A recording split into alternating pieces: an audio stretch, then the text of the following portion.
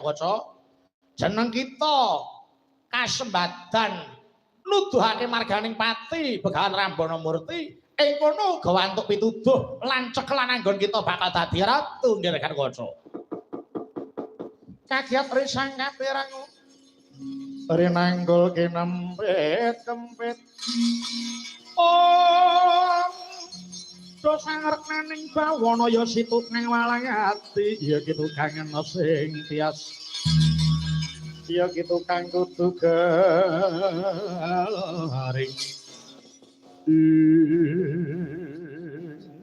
Beri menawi tetep katen monggo kula badhe mbudidaya nedahaken margining pejah pendhita kula. Ayo, tutna sakalaku jatraku nggih. Monggo kula dherekaken.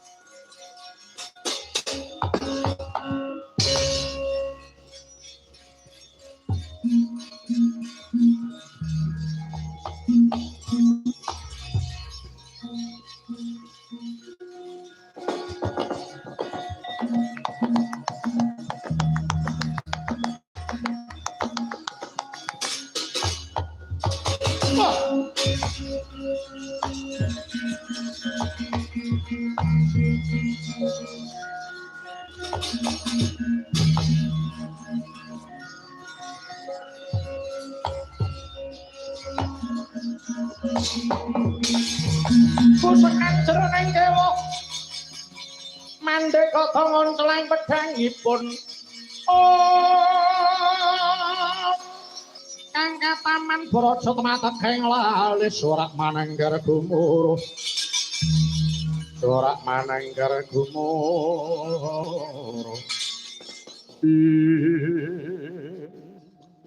menika pungulun kaneka putra ingkang anggigah anggen kula tapa brata ya Begawan Rambana Murti kula wonten dawuh apa jeneng kita sida njaluk dalaning pati lan kudu munggah swarga iya kula nyuwun pejah tuwin pejah kula sukma kula kedah minggah dhateng swarga ulun rak wis kandha bolang-bali swarga apa neraka kuwi dudu garapaning dewa swarga apa neraka kuwi gumantung marang tanduran kita nalika urip ana madyapada jeneng kita njaluk mati ning ya angel patine mbok menawa iki durung titiwancimu namung kula pitados ingkang saged nedahaken marganing pejah kula menika namung dewa ingkang saged mlebetaken kula wonten swarga inggih namung dewa oh ngeyel wong iki wis saiki ngeyel tenan kadang-kadang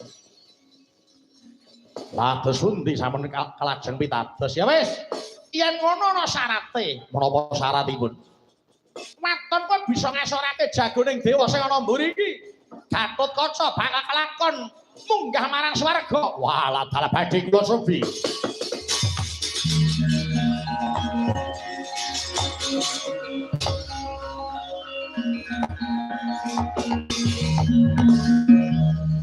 Gatotkaca ora parat. Kowe dadi jagoning dewa? Iya. Aku wis aguh dadi jagoning dewa. Yen pancen mengkono, aku bakal minangkani penyuning para Jawata. Syarate kudu bisa ngalahke marang kowe. Ing kene dadi margane kasuwarganku, para cobanen. Gigit sing mengapit mbok dadimu, remet dadi klaring epek-epek.